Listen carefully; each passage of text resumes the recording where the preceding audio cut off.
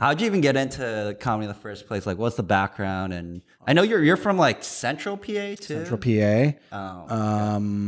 There's plenty of directions we can go. Yeah. I feel. Sure, yeah. I've always just been funny. That was always a class. Naturally, yeah. Comedy was the thing that got me into trouble and got me out of trouble.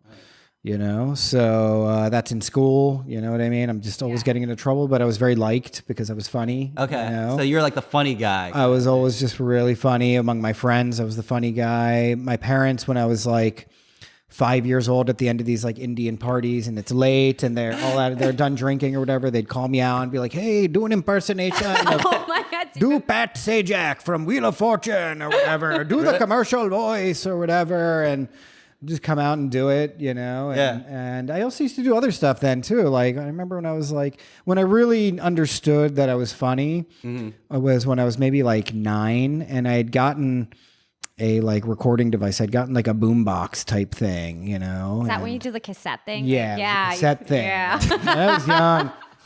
The cassette thing, yeah. And I used to record myself and I'd be recording myself doing like skits and sketches and it would be like, oh, this is going to be like this game show, but they're all wrestlers in it. They're all WWF wrestlers. And then I'd just be talking mad, weird shit in it and it would all be funny. And I learned then, like later that year, that my brother, my older brother, and his friends would all be getting stoned and listening to these tapes and just dying of laughter. No way. You know? They were just like, this is so funny.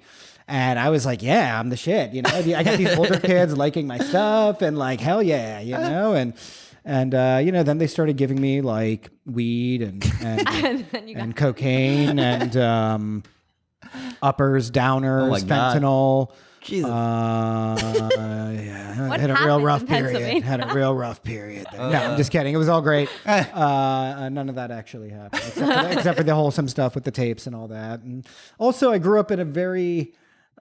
I became funny because I was able to avoid getting my ass beat by my mom sometimes. You know, parental discipline, Asian immigrant parental discipline was. Or your mom or your dad? My mom. It was more of a mom thing. Yeah.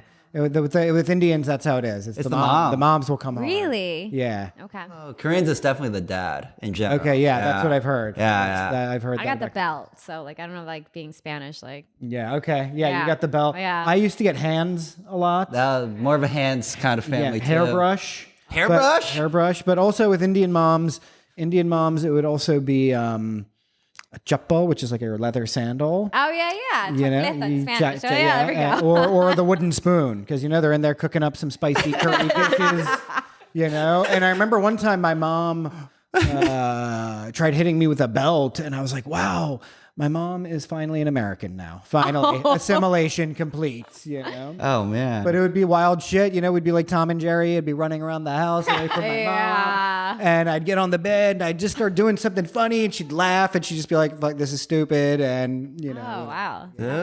That's sick though. Like you've always used comedy to kind of like diffuse situations almost. Yeah, that's just pretty much how I've always processed, I think, maybe the world or my life. Yeah, that's cool. Like growing up, so I have like very like generalizations about places I don't know very well. I don't know barely anything about Pennsylvania. That's for the better. Were you like one of the only like Indians, minorities where you grew up, or was it like it was a small community of Indians there, because you know it is the capital city, so that brings some kind of economic whatever, and so there was a very small community of Indians. But you know those aren't the people you're spending all your time with. Yeah. If anything, you see them once a week on the weekends at a party, at the temple, at family whatever. stuff or whatever. Yeah, so otherwise it was just me out in this white jungle, you know, out in this jungle, this white Amish jungle. And, you know, that was the other thing. You're there and how do you process difference, you know, and your own difference. And also you have to be able to stand up for yourself. And if people are making fun of you, you got to fucking be able to give it back. And so I would bully back, you know. Wow. And that was it. And that's also just how I made friends, you know, funny. But it wasn't, growing up, it wasn't like horrifically racist or anything like that. Yeah, so they weren't like trying to kill you type of thing, but they were definitely making fun of you. Well, you know, a little bit here and there, but you know, people knew at a certain age, you know, when I was even like elementary or middle school, like you don't want to try this kid, you know, because I was never really timid. Neither was my brother. My brother was like a pretty athletic guy. Awesome. He was like kind of hot, so we got a lot of girls and stuff too. And so people were just like, "Who the fuck are these fucking weird brown Mexicans. What kind of Mexicans are these? Are these fucking Eskimos? Like, what's going on? Like, this guy's got game. He's MVP in sports. He's class president. He's straight A's. He's getting all this pussy. And then there was me, who was just like, who is this feral creature? Who Feral. was very bizarre. And Yeah. like, but very. I was like funny. that. I mean, Pharaoh, I get that from the outfit too. I like Feral? it. Thank Yeah. you. Yeah. No, feral. Pharaoh. Not Pharaoh.